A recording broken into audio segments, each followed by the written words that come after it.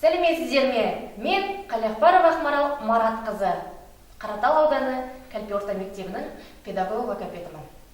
Бүгінгі тақырыбымыз С дыбысы мен әріпі.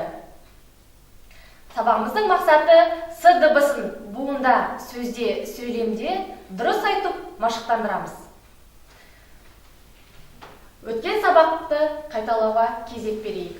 Сиқырлы сандық ойын арқылы өткен сабағымызды еске түсірейік. Балалар, мынау қандай зат? Жарайсыңдар, бұл шар. Ал мынау ше балалар? Бұл шахмат. Бұл сөздердің айтылуында қандай ұқсастық бар? Жарайсыңдар балалар, бұл сөздердің айтылуында ш әрпін байқадық. Ал мынау қандай жануар балалар? Тамаша, бұл сиыр. Ал мынау ше балалар? Тамаша, бұл сандықша. Ал бұл ше? Жарайсыңдар, бұл сағат. Ондай болса, жаңа сабағымызға кезек берейік. Құн терапиясын пайдалану арқылы С әріпін таңбалауды үйренеміз. Қашықтықтан оқыту кезінде оқушымен бетпе-бет кездесуге мүмкіндік болмау себебінен қолжетімді әр үйдің ас үйінде кездесетін табиғи өнімді пайдалануға ұсынамын. Бала денсаулығына зиянын келтірмейтін бұл ұнтақ жармасы. Ұнтақ жармасын қолдану кезінде баланың қол моторикасын дамытуға ықпалы зор. Пазл бөлшектері арқылы С әрпін құрастыруды үйренеміз. Қандай әріп құрастырдық? Әрине, С әрпін. Ендеше менімен бірге қайталаңыз. С. С дыбысының артикуляциялық аппараты мынадай. Ерін жымиып тұрады. Тістердің арасы шамамен 1 мм ашық болады. Тілдің ұшы төменгі тістерге тіреліп тұрады. Тілдің ортасы көтеріңкі, ортасының жырашық болады. Сонымен ауа жолы өтеді. Тілдің бүйір жақтары жоғарғы азу тістерге тіреліп тұрады. Жұмсақ таңдай көтеріліп, мұрынға баратын ауа жолын жабады. Дыбыс перделері ашылады. Ал ендеше артикуляциялық жаттығуларды бірге орындайық. Ондай болса, кесе жаттығуын жасаған кезде аузымызды ашып, тілімізді кесе тәрізді ұстап 5 секунд тұрамыз. Жарайсыңдар балалар, келесі жаттығуымызды орындайтын болса, сағат жаттығуын орындаған кезде тіліміздің ұшын езудің екі жағына кезекпен қозғау арқылы жасаймыз.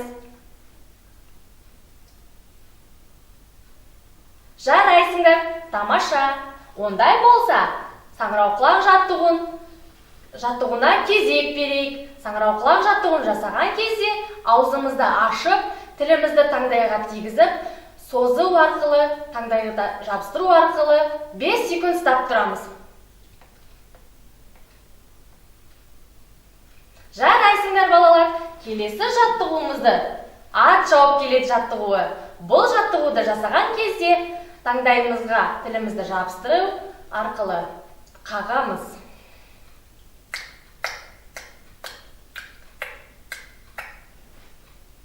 Келесі тапсырмамызды орындайтын болса, тыныс алу жаттығулары. Кімнің кемесі жақсы гүлдейді атты тыныс алу жаттығуымызға кезек берейік. Ондай болса, құтыға жартылай су құямыз. Және де осы құтының аузына үрлеген кезде кемеміздің дыбысын шығарамыз.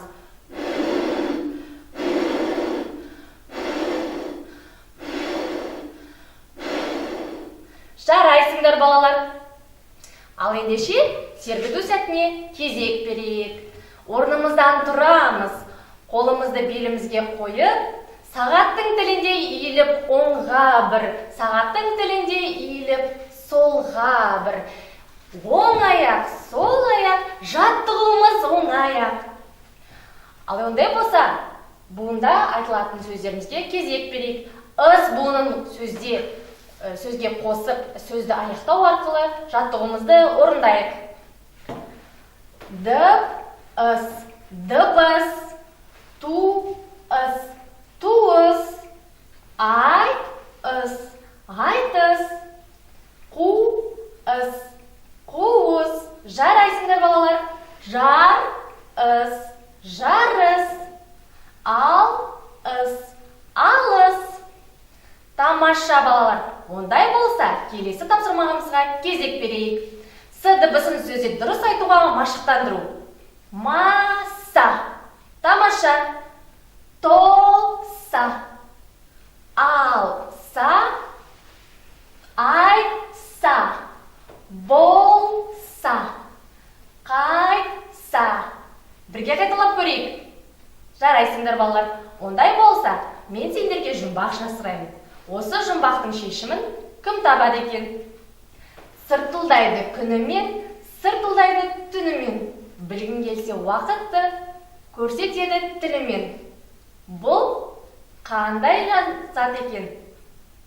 Жарайсыңдар балалар. Бұл сағат. Мұрны пұшық, көзі қысық, өзі пысық. Бұл не? Жарайсыңдар балалар. Бұл мысық. Жарайсыңдар балалар. Ондай болса, сөздерді көпше түрде айтып үйренейік. Мен жекеше түрін айтсам, сендер көпше түрін айтып үйренейік. Құс. Жарайсыңдар. Құстар. Сабақ. Жақсы. Сабақтар. Ыдыс. Тамаша. Ыдыстар. Қасқыр. Жақсы. Қасқырлар. Сона. Соналар. Тамаша балалар. Балалар, бүгін қандай атпен таныстық? Жарайсыңдар. С әрпімен таныстық. Бүгін не істедік? Тамаша. Құм терапиясы арқылы таңбалауды үйрендік. Пазл бөлшектер арқылы С әрпін құрастыруды үйрендік. Сиқырлы сандық ойын арқылы өткен сабақты еске түсірдік. Құтыға үрлеу арқылы тыныс алу жаттығуын орындадық. Ондай болса, бүгінгі тақырыбымыз ұнады ма? Ұнады деп ойлаймын. Артикуляциялық жаттығуларды үйде қайталауға кеңес берем. Осымен сабағымыз аяқталды. Келесі кездескенше сау болыңыздар.